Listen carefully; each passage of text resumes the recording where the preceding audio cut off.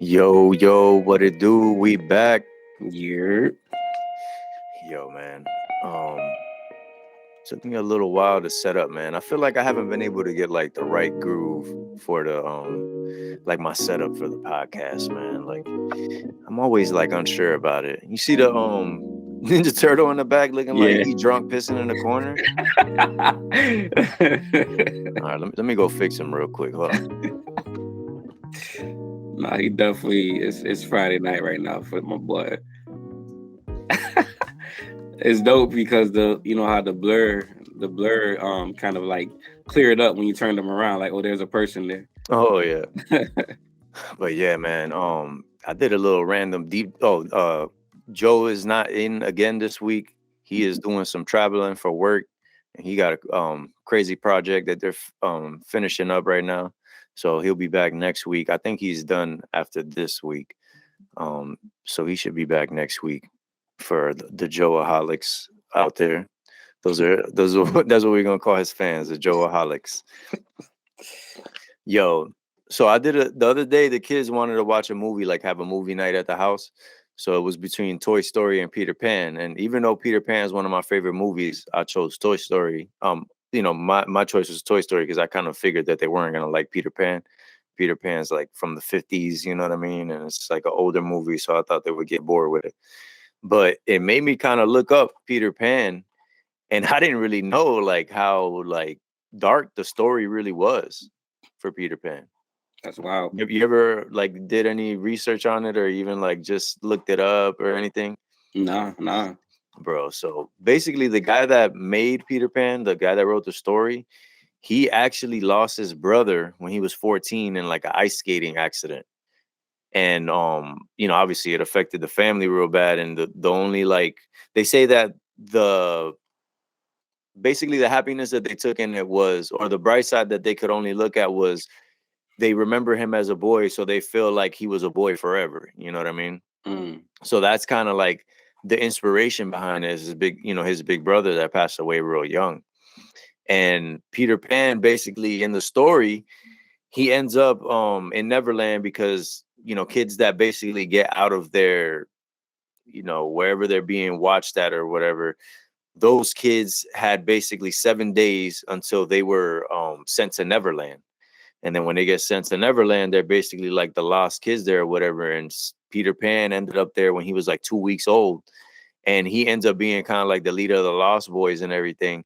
And like in that story, like the original like book and play, he kills Lost Boys like either to like just thin the herd because there's too many of them or because they're growing up, which is like against the rules. Mm. And then he also alters their bodies so they could fit in like certain spaces because like to him everything is kind of like he lives in like a pretend land kind of, so he don't really like look at anything serious, you know what I Mm. mean?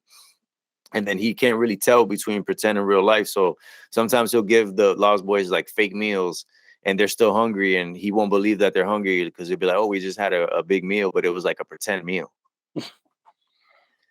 So it was like super dark, the story and like the character that he was and the type of things he did and just like the way he carried on. And it's crazy because he has like a little like kind of, I guess you could say, mean streak in the movie and like how they portray him, like the what is that called? The playfulness and the boyishness or whatever. But it Yeah. was really like a real mean streak, like in the original story. Yeah, It's that's just crazy crazy. how they twist the story and like turn it into like a different kind of movie that has like a whole different vibe, you know? Yeah, because I never seen the one from '53. The one that I saw, I think, was probably like a remake. You know what I mean? I don't Yeah. remember seeing the one from 1953. That's pretty dope. Yeah, I think they redid one in like '08, and then obviously there's Hook, the Robin Williams one Mm-hmm. from the '90s. That's a classic, but it isn't really like this, it isn't so much like a Peter Pan story in the traditional sense. Yeah. It's crazy. I was thinking about it before too, because you seen Finding Dory? No, I never saw that one. I I, never. I know you don't got kids, but like I got kids, so I see all these movies, Hmm. but they're all mad sad. Yeah. Like every single one of them is like a super tragedy. That's how it starts, or whatever makes the character, have the story or the plot or whatever. and it's just mad sad. And Finding Dory was one that I watched that I just didn't even find like any kind of like happiness or like enjoy the movie at all, because it was just like straight sad the whole way through. Dang. That I was like at the end, like, dang, like they trying to tug on your heartstrings like that. You know what I As mean? a Like kid, right? they're really gonna cry at this one because there's nothing good that happens. It's crazy. I'm looking at like some, a lot of the obviously the original Disney stories and stuff like that. Like a lot of the ones that we probably saw were like remakes and stuff like that. But like it's crazy how they change things up. You know what I mean? Like depending on the time. I think it's kind of weird in a sense. Like what I'm saying? Like why not just remake the story as is? Why Yeah, I always found that kind of weird too, like where you're saying that people will kind of choose different things to change in a story because maybe they feel like it'll be better or whatever the case is. It's like, just leave it that story. If you want to change it, then, make a new make your own story? story. Yeah, Exactly. exactly. It's kind of crazy.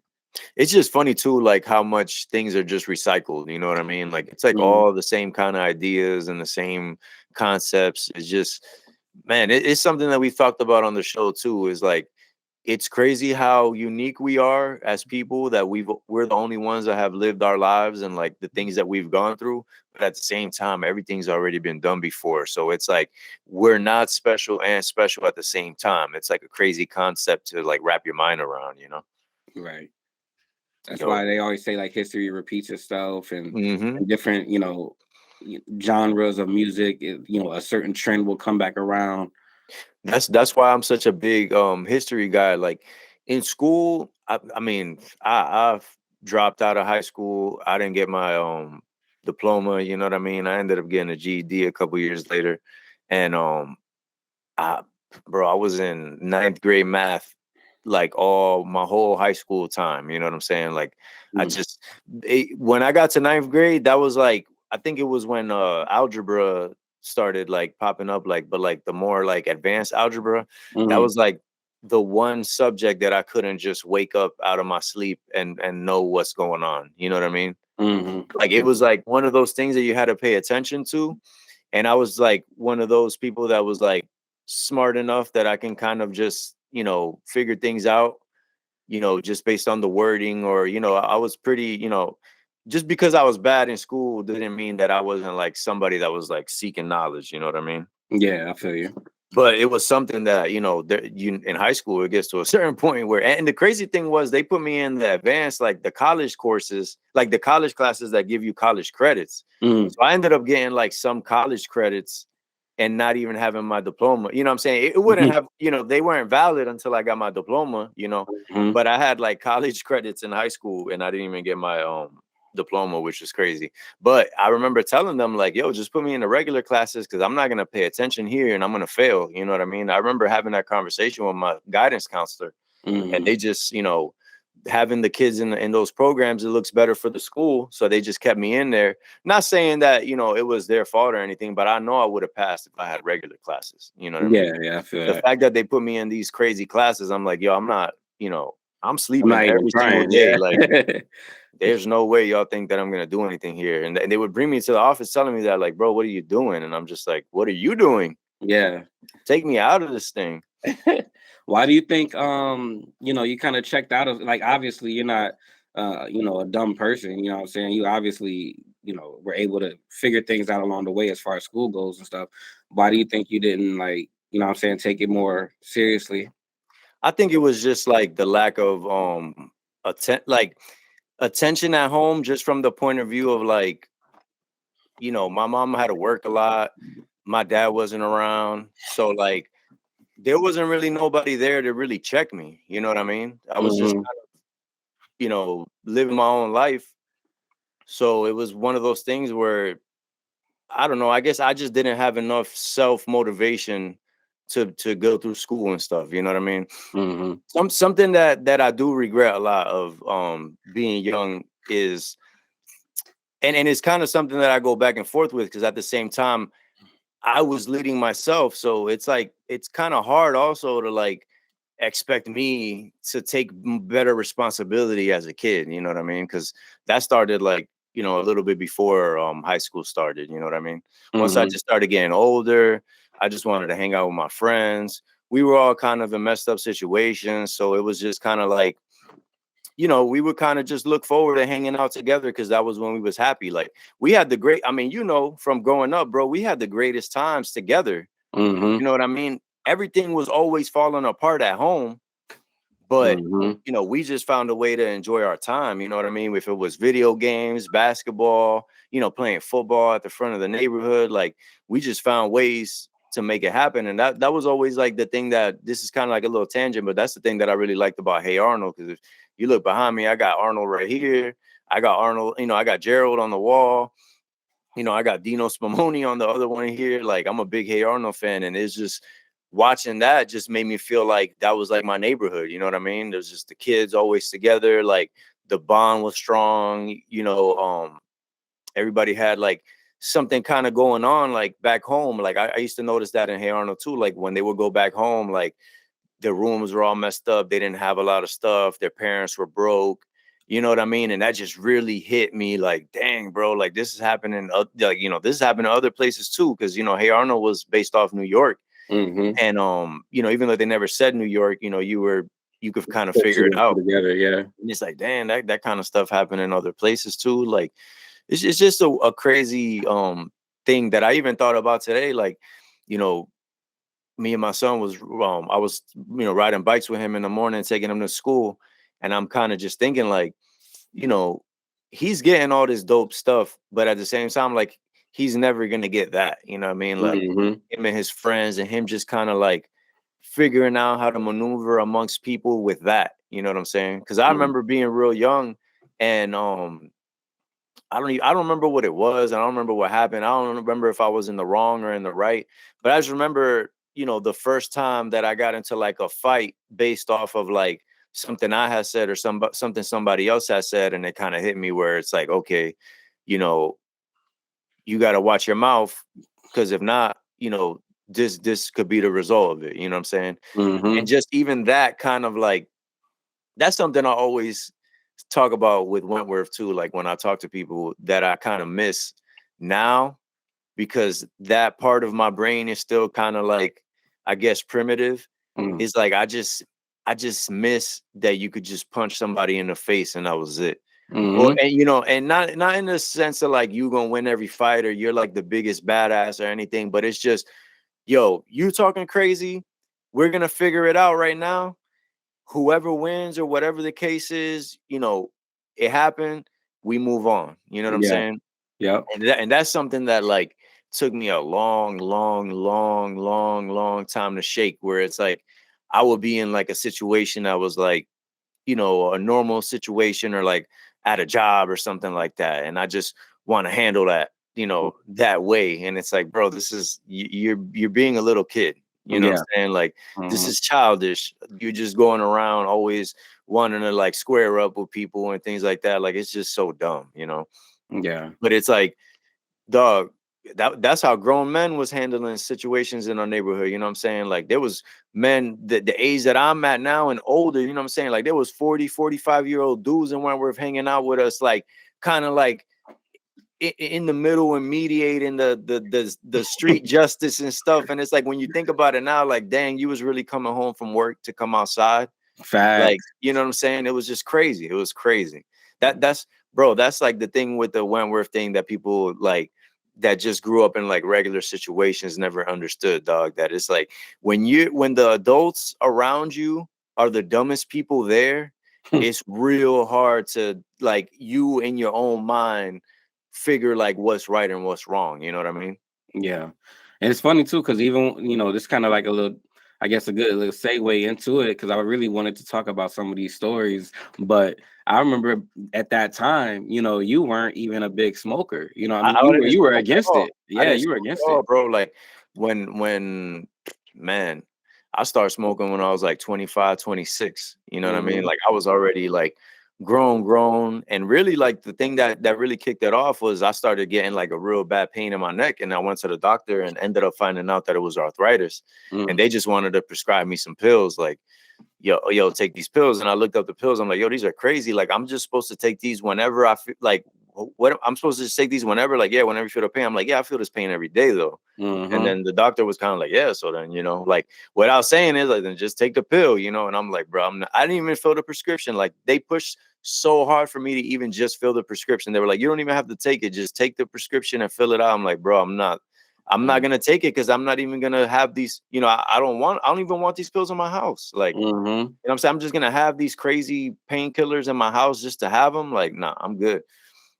And that's what led me to try smoking. And bro, I'm telling you, when I tell you that I used to have an unbearable pain in my neck that just was ongoing nonstop every day, and that shit just literally disappeared, bro. Like, I don't even remember what it's like. Like, I remember what it's like to have that pain, but I don't remember what, feeling it no more because it's not the same no more. Mm-hmm. The benefits have been just so good. And yeah, man, and even going back to what you were saying, I just never wanted to smoke either because, like I said, bro, everybody was just so many buffoons around that it was just like I've always been real big on, like, I'll see somebody, and if I admire them, like, I'll have to kind of see that, like, I can admire them across the board. Mm-hmm. You know what I mean? And then if I see the flaws that, like, I can't admire you across the board, then you're not somebody I look up to.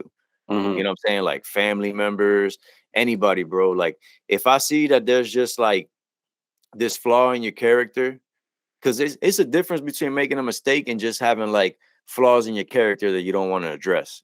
You know what I mean? And if you're that type of person that I just see you got those flaws that you don't even want to address, you just kind of want to skate around that, I can't even respect you. You know what I Mm-hmm. mean? And that was just like something that I saw a lot. And I think that's kind of what people have, like, against smoking too, like, is because a lot of times the people that smoke a lot kind of have those flaws and those habits that are counterproductive. So they just kind of attribute it to the smoking when Mm-hmm. that's really not the case. Facts. Not big facts. I know that for me personally, I feel like I go through like phases of how much I smoke. Like it might be a lot at one point and a Bro, little bit at one point. even how when did you start smoking, just to even let people know, like, how, like, crazy it is, like, where you just smoking like that as a young kid. Yeah. I think the first time I started smoking, I was like 15 or 16. And then yeah, because I was like my first time like actually smoking was with the people at my job. Like I was working at KFC at the time. And like I remember we used to just chill on the roof of KFC. Like if we closed, it'll be like 3 or 4 of us go on the roof, chill, drink, smoke, talk shit. And yeah, bro, I was like 16, you know what I'm saying? So it's like I went a long time, and you, like, and you was smoking with your cousin, and your cousin was like, what, 12? bro, my little cousin was 12. Bruh. Yeah. And there was so many kids in the neighborhood even that was smoking that was dumb young. You know what I'm saying? Mm-hmm. Like, you would see a little kid riding around on a scooter with a cigarette in his mouth. Like, the scene didn't even make sense, bro. Like, you're Mm-hmm. just like, bro, what is going on, dog? Like, it's just crazy, bro. It's funny too, because, like, now, like, it's such a part of my daily life that I don't even, like, really realize, like, when people come around me and they smoke or whatever, that, like, they might not have smoked, in like 3 weeks or something, or, what I'm saying? They might just be getting some, like, real booty stuff from somebody they know, like, a lot of people I know don't even know what good weed is. You know what I mean? Mm-hmm. There's a lot of people that I know that don't even like smoking because what they associate it with is like some Reggies from back in the day, and it's like, bro, you never tried real weed. You know what I mean? But it's funny, dog, because I remember the first time we went to Atlanta on some music stuff. We go out there, right? You already know where I'm going with this one. So we go out there, we hit the studio. The studio is an easy place to find somebody that got some weed. So we get Yeah. some weed. I think we got some like Gorilla Glue or something. It was pretty good too. I was happy we were able to find some dope stuff out there. But Mm-hmm. we finished our day, had a productive session. I mean, had a hell of a day. We get back to the place where we were staying. Shout out to you. You know who you are. Mm-hmm. Hooking me and Quincy up with a place to stay a few times, even when we went to Atlanta. Facts. And you know, mad hospitality. They had a porch. We was out there smoking. We was chilling, winding down, watching. That's when we started watching that Hip Hop Evolution on Netflix, Yep. Yep. which is what we started. I think we first talked about that in the beginning of the podcast, like episode 1. Now that I think Mm-hmm. about it. But yeah, that was when we first started watching that, because we were just like in our downtime watching that. So we're sitting there chilling, smoking. You know, the people we were staying with, they were just still in their regular every day. So by that time, they were winding down, chilling too, and they were like, "Yo, you know what? Matter of fact, we'll smoke with y'all." All right, cool. Come outside, smoking a little bit. We come back inside because they were like, "Yo, we be smoking inside. Like, we don't got to smoke out here." And we're like, "Oh, dang, all right, bet." Because we were smoking outside to be respectful. You know what I mean? But it was a little cold out there. Facts. So we go back inside. We sitting on the couches, sitting around, smoking. You know what I mean? And like I said, like we ended up getting our hands on some gas. Like it was like I was surprised even. Like, oh man, this thing's smoking. So we sitting there. One of the people we was with was telling the other person like, "Yo, man, they were kind of cognizant of the fact that like there's a term in music that people probably don't know. Like in like when you're going around the studios and stuff, like making music and everything, like a funny little thing that people always talk about is rapper weed. You know what I'm saying? Like, so everybody always talks about, yo, like, do you got rapper weed? Rapper weed is like, the designer, the nice stuff, the stuff that you show people and they got 73 colors and it's sparkling and you open up the bag and there's 4 people harmonizing when you open up the bag. Like that rapper weed is like the joke, you know what I mean? Oh, you got that rapper weed, ha, whatever. So she already kind of knew like, yo, they got the rapper weed. So let's chill out. You know what I mean? The person didn't listen. They were like, nah, I'm good, whatever. We sitting there, just sitting, smoking, talking, bro, out of nowhere. Like one person is sitting between me and Quincy, and they just throw up on themselves, like just on their upper body, because they're just sitting there and they just throw up like all over their upper body. And they were like, no, I'm good. I'm chilling. Like, and try to like hit the thing again, bro. Like, no, chill We out. were like, no. The other person was like, no, you good. Like, just pass it, and then like we'll take care of it, whatever. So obviously, me and Quincy high, and we look at each other. We're like, dog, what the hell just happened, bruh? They get cleaned up or whatever. Like the other one helps the other one get cleaned up or whatever. Me and Quincy still out there smoking. I think we rolled another one. They come back out and the thrower upper comes like to get back in the rotation, bro. Cause like now that I think about it, like just because they threw up doesn't mean they weren't high no more. You know what I mean? So like they probably came back like still out of their mind, like thinking like, you know what I mean? Like I don't even know what they were thinking. Like, and that's the thing that I be messing up on, dog. Like I be forgetting that some people get high and their mind just goes crazy. You know what I mean? So like I'd be like, yo, what is wrong with this person? But it's like, bro, you're doing something that alters your mind, and some people don't have like a grasp on it. You know what I mean? And I feel like that always is like something that I do unconsciously that always creates like a random situation. You know what I mean? Like I remember one time, we talked about our trip to Denver before. And shout out, yo, I try to hold off on this as much as I could, right? Because Wilo is my dog, bro. But I got so many stories of Wilo being a complete raccoon neck. And I don't want to like sound like I'm trying him, but dog, these stories are too funny, bro. So we go to Denver, right? And I don't know why Wilo ended up getting the rental car in his name, which is just a big mistake. So he was driving most of the time. He thought he was the best driver. He was the worst driver. And then on top again, it had to be the high thing, bro. Like I said, I just don't like be making that connection sometimes. But anyway, so my little brother, bro, shout out to my brother Franco, man. He hits me up out of nowhere one day. He's like, yo, the Astro World tickets in Orlando are mad cheap. The concert is, I think the concert was like that night. He's like, yo, we could get in there for like 20 something bucks. You trying to go? And I was like, bet. And I told Wilo, I'm like, yo, you trying to go? And he's like, bet, I'm down. So we hit the Astro World concert, right? Wilo knew who Travis Scott was, but he never really like checked him out like that. He just kind of knew him, you know, from the big songs, whatever, you know what I'm saying? So we hit the concert, bro. If anybody went to the Astro World tour or just seen him when he was like performing the Astro World stuff, dog, like that concert was crazy. They had a crazy set. The set list was crazy. Dog, he brought out Sheck West brought out Mo Bamba to do Mo Bamba. You know what I'm saying? Like he performed Mo Bamba with Mo Bamba because it was in Orlando and they had just drafted him, so it was just perfect. Perfect timing, yeah. He went on the Astro World roller coaster with Travis Scott, like during one of the songs.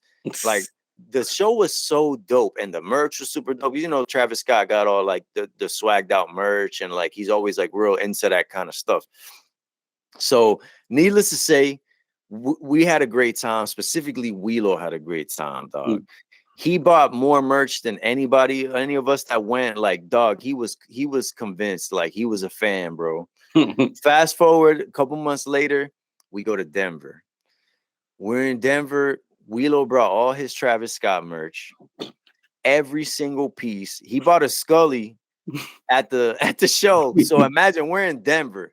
So he was, that Scully was the one, the one. So we're in Denver. First day, Wilo's playing the Travis Scott vibes. Cool. Travis Scott had dropped a couple new joints. You know what I'm saying? He had the features going crazy. I mean, we're vibing. We're in Denver. We feeling good. We hitting the mountains. You know, we going hiking. We're driving around the mountains, listening to the Travis Scott. Oh, it's a vibe. Next day, dog, we pick up Matt. Matt comes through. Shout out to Matt. I think that the next day you and Matt came that day, right? You guys we both got in like at the same time. Yeah. Also different flights, but at the same time. Exactly. And y'all both came together. So we pick up you and Matt. We're vibing like, bro, maybe like a couple hours or something like that. None but Travis Scott, dog. Matt starts looking around. Because Matt's kind of young, you know what I'm saying? Like, I think Matt was like 20, 21 at the time. We're kind of older. Like, we're like old farts kind of like when we hang out, you know what I mean? We go to like national parks. We sitting around and chill. Like, we do real chill stuff. It's like a real Zen vibe. Yeah. So, you know, Matt still got like the young energy, you know what I mean? So we sitting there, we chilling, you know, like we've all noticed the OD Travis Scottness, you know what I'm saying? But it just wasn't that serious because, you know, we were still early in the trip, you know what I mean? It wasn't that time yet, but dog, Matt was like, bro, Wilo, I know you got the merch on. I know you're a big fan, dog. But are you going to keep playing this Travis Scott the whole time, bro? Can we listen to somebody else, please? Yo, we started dying, bro. Like he couldn't take like 2 hours of the Travis Scott. Like, and he's like, yo, I'm a big fan. Like Matt's like, yo, trust me, I'm a big fan. But please play something else, bro. He was just sick of it, dog. It was so funny. And Wheeler was like, what you mean? I haven't even been playing that much Travis Scott. Dog, he has been playing exclusively Travis Scott the whole time. And he said he hadn't been playing that much Travis Scott, dog. I was like, no way, bro.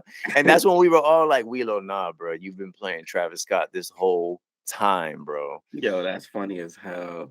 Dog, that was just so funny because again, like talking about the smoking, like, you know, that was a trip where like, you know, me and you, we had spent a lot of time in the studios, you know what I'm saying, going hanging out even.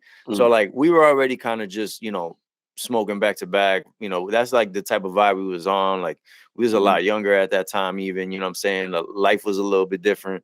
And bro, it was just so funny like seeing like a couple of the people that was because we had a whole bunch of people on that trip, man. That trip was super dope. But just seeing like how people was like kind of reacting to it and stuff.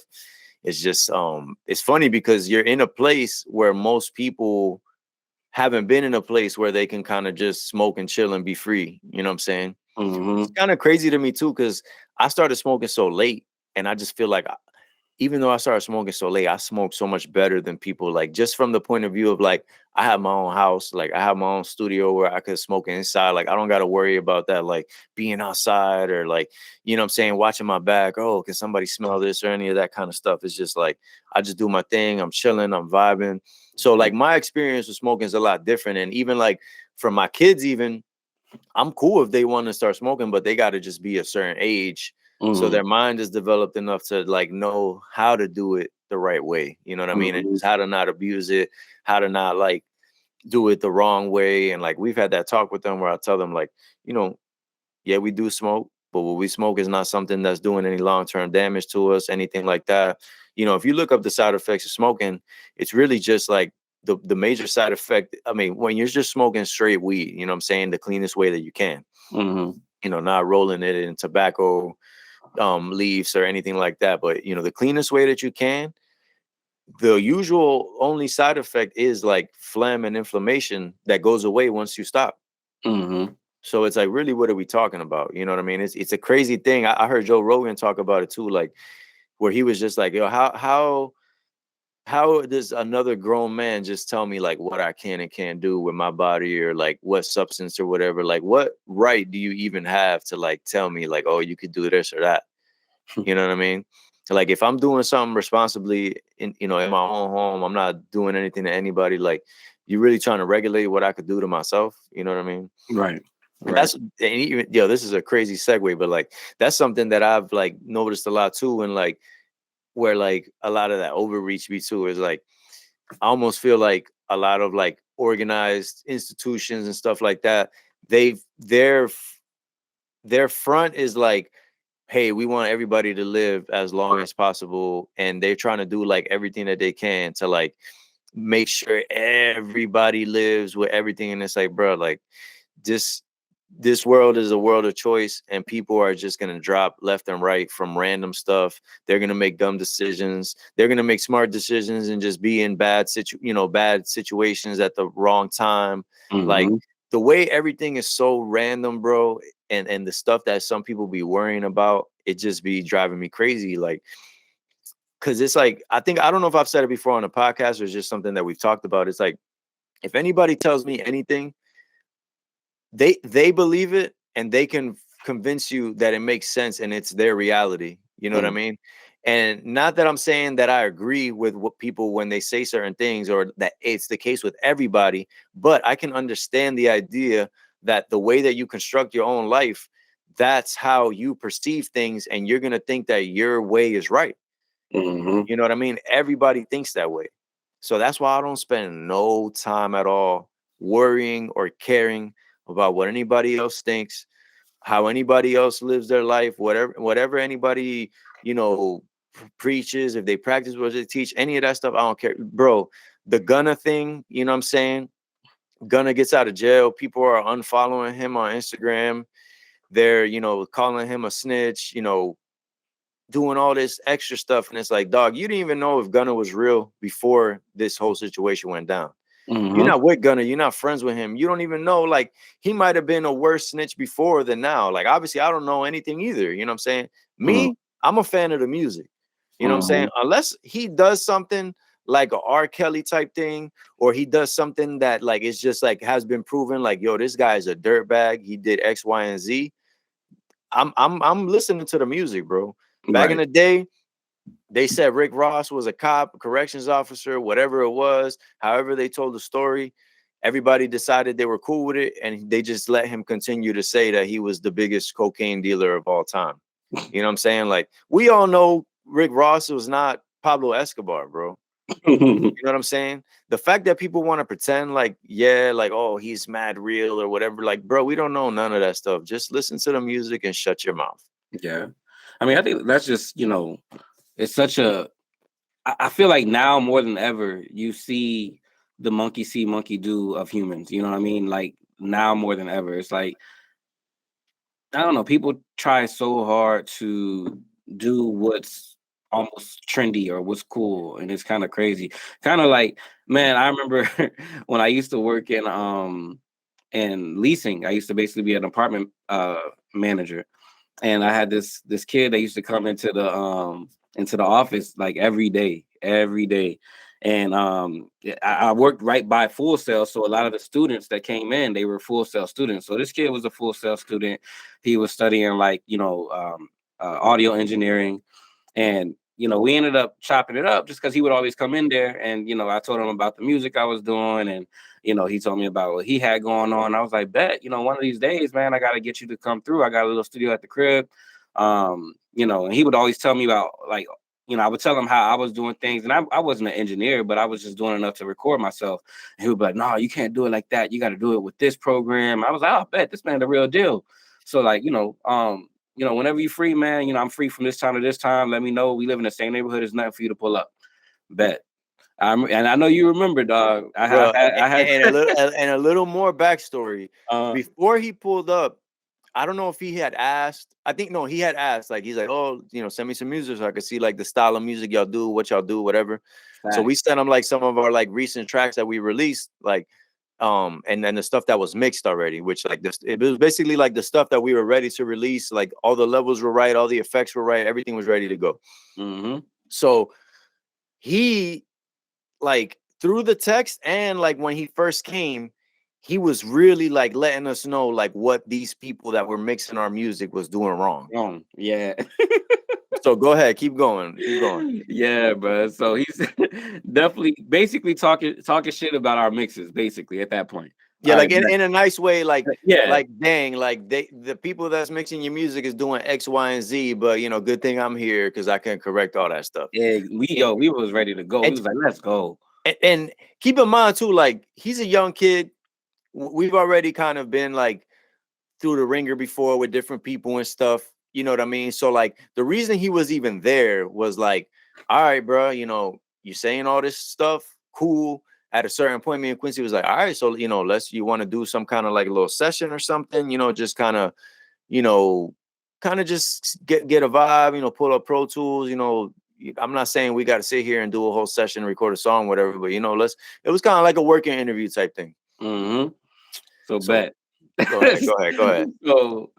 So bam, Lester, you pull up with Freddie. Shout out to Freddie, man. Oh my gosh, I forgot Freddie was there. He has video of this whole thing. Yes, bro. So, and I really, man, we gotta get that footage, man. I remember Freddie pulled up because we were just getting content at the time because we were working on the Wentworth project, and we just let him know, like, what was going on, and he's like, oh, cool, it'd be cool to document it, if you guys end up working together, whatever.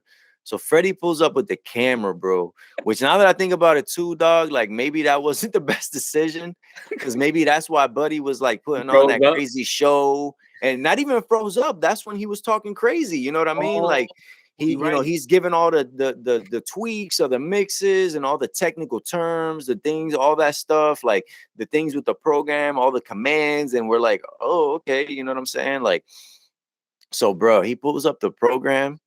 And for some reason, bro, we pull up this one session and he gets it in his head that he wants to loop the beat. So like looping the beat is just like when you open up a session and you have the instrumental and you're getting ready to record, a lot of times you'll just get the instrumental to repeat on a loop.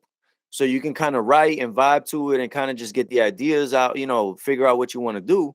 But you want to loop it where it's kind of like an endless loop where you can't really hear where it loops. You don't want it to like end and then start, you know what I mean? Because then like it throws you off beat and stuff. Vibe, yeah. So you want to like get it to loop like right on beat, you know what I'm saying? So it's just an endless loop and you can't even tell when what part of the beat you're at really, you know what I'm saying? Because it's just looping. So you can just keep vibing. So he gets it in his head.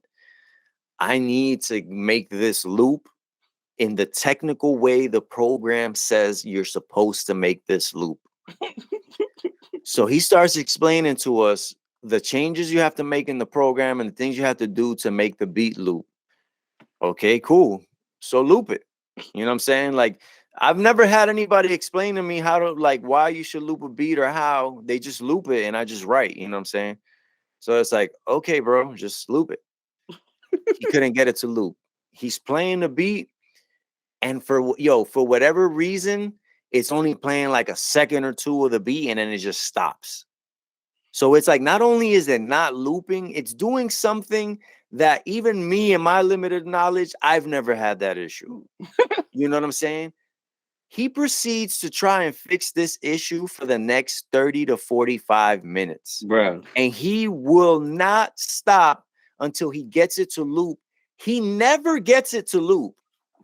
So we really just wasted our whole time there listening to him tell us how we're just messing with the wrong people. He's about to save our lives. And he sits there for 45 minutes trying to loop something, never gets it to loop, ends up, he can't get it to loop. So he's like, matter of fact, I'm tripping. I got my laptop on me. I'll just load up the thing on my laptop and show it. And, we can loop it here. At that point, I'm like, bro, just do it, man. Like, do it so you can get the fuck out of here.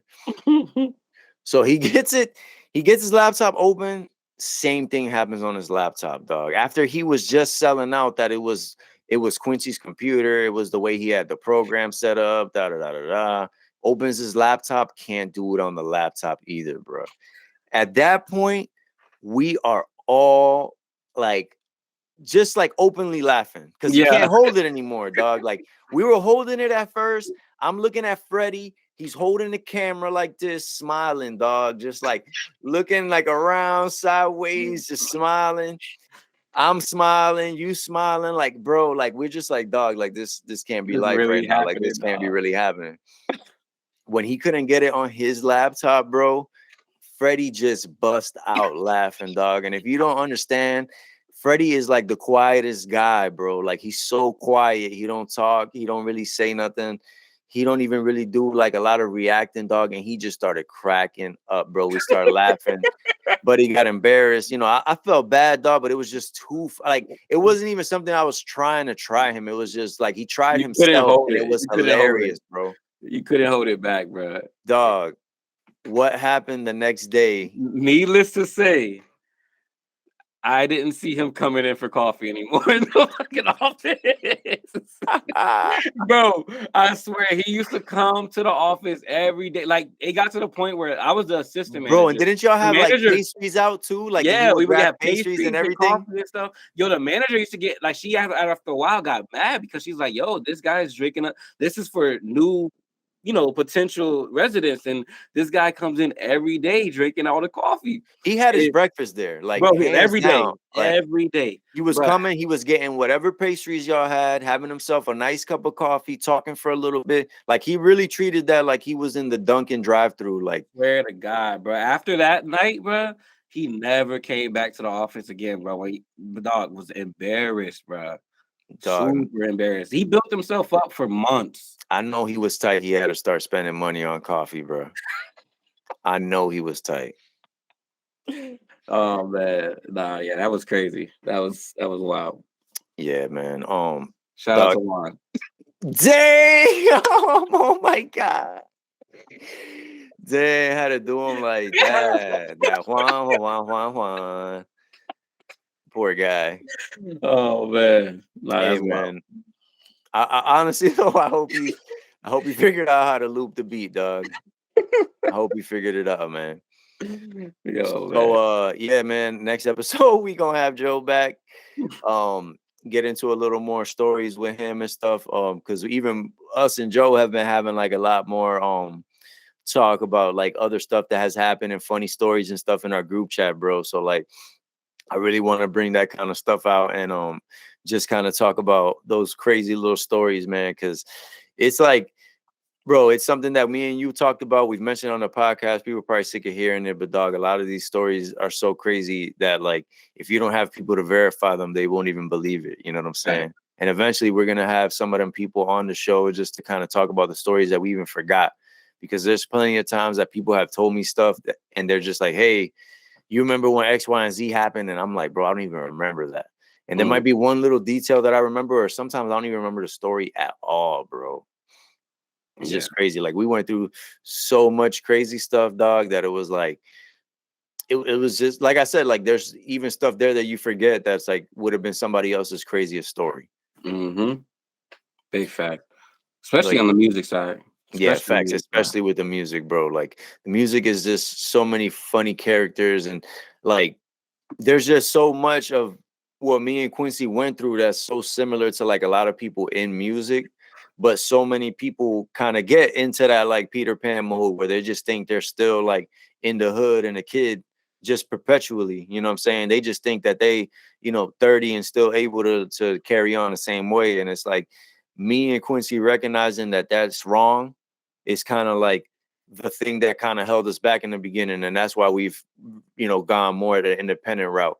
Because it's like, I'm not going to be over here patting people on the back that I know is flawed, which goes back to the beginning thing that we talked about. Like, I'm not going to look up to you and aspire to be in the position you in when you're just in a situation and you do the things that I don't respect. You know what I'm saying? Like, if I don't respect your lifestyle, for me, you know what I'm saying? If I look at that and say, hey, that's not something that I want to be engaged in every single day. So I'm going this other way with it. You know what I'm saying? And that's something that people don't understand. Like, if you're looking up to somebody, they better be living that life that you're aspiring to get to. Because if they not, they're either just not there yet, but you can see that they're putting in the work, or they're just not the right person for you to be looking up to.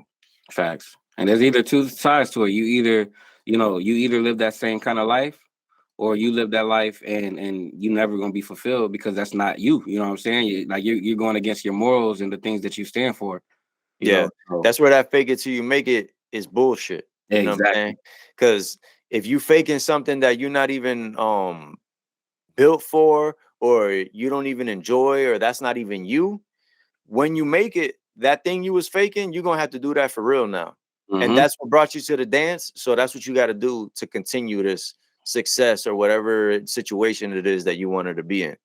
So people got to make that choice beforehand, man. And that's basically what the experience led us to.